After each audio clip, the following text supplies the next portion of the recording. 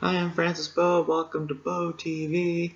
Today I am reviewing the latest episode in the series, Deep Trouble.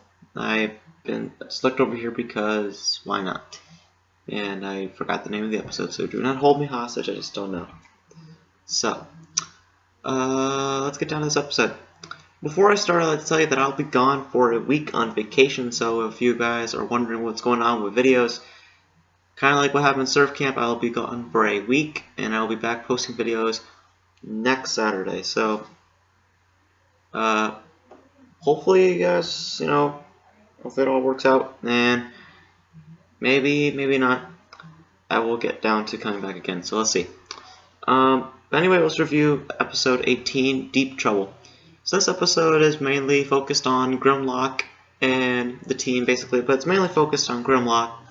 It is basically about his injury.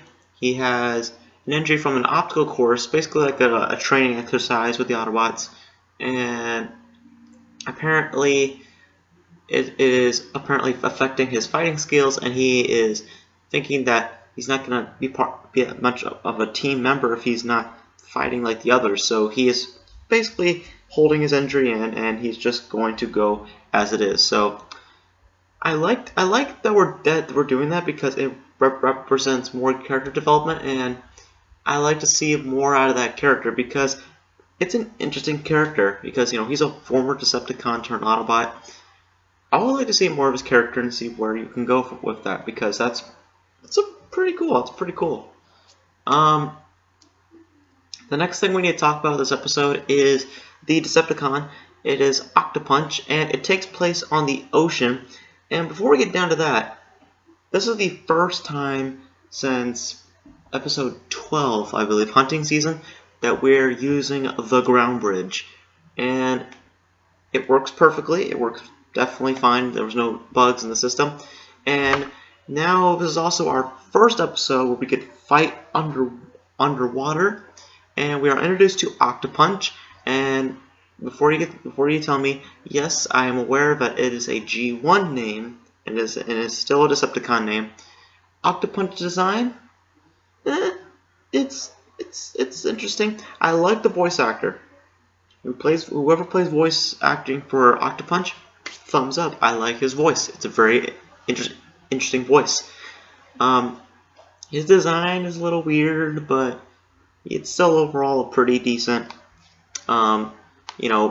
A pretty decent Decepticon for this week. Sorry if my camera keeps going out of focus. It's just that I'm in a weird area right now, and also it's pretty sunny out there. So, yeah, you know how it is. The casual episode where the Autobots just go out and try to defeat Octopunch. They work together and they're able to defeat Octopunch. But before we get down to that, we need to talk about this very interesting thing that happened in this episode. There's this part in the episode where Strongarm is, they're all captured by Octopunch, and Strongarm is basically trying to find the team, and the weirdest thing happens. There is an army of Fixit Minicons, and it is so cool to see that, and I know someone told me that we're going to see Minicons in this episode, but I was assuming they were all going to be different. I didn't assume it was going to be all of the same character, and it's very, very cool to see that, an army of Minicons. That's just very, very cool. But unfortunately, the ship blew up, and now they're not there anymore.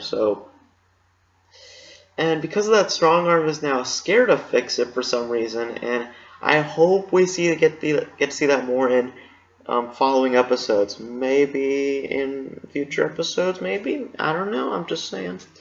So, also, the other thing that I'd like to point out is when they're on the ship, I'm not sure if anyone noticed this, but if anyone watched the ship, like the design of the ship inside, it bears a lot of references to the Nemesis from Transformers Prime. If you just look at it, the lights, the way the hall is, the laboratory, this represents the Nemesis in animated style, and it represents it pretty well. I like it, and I like that it is referencing the Nemesis, and it definitely gets its point across that this looks like the Nemesis and it feels like the Nemesis. Even when Octopunch is on the in the main room, it looks like the Nemesis. So yeah, pretty cool. I really like that, and it's pretty interesting to see that they did a cool little nod there. So, you know how it works. They defeat the enemy, they bring it back to their base, they put in stasis cell, and Grimlock learns this lesson about, look, I shouldn't be faking my injury, I should be concerning about myself, and I should be helping others when I am at my full strength. So, yeah, overall, this is a pretty good episode. I enjoyed it. Very nice. I enjoyed the action, and I like the lesson that we got to learn. Is it the best episode that we've seen so far? No, I think we could have had better. I think that one of our Minicons missing, the one I previously reviewed, I think that's my favorite episode so far. But overall, pretty good episode. It's pretty generic for what we got for the past couple of weeks, but hopefully we get something bigger, and I'm hoping we get, something more out of it. But it's nice to see that, that Drift is part of the team also. I cannot wait to see what other stories and aspects we can show. And he's starting to feel like Master Splinter. He seems to be that Master Splinter guy. So I hope to see him more in upcoming episodes and have more of a bigger character. So that's it for this episode. Hope you guys enjoyed it. What did you guys think of Deep Trouble? Did you guys like the character Octopunch? And if you would like to see any other G1 Decepticons names or characters brought into RID, what would you like to see? If you guys want to let me know, leave it in the comments below. And that's it for this episode. Hope you guys enjoyed it. So that is it. So I am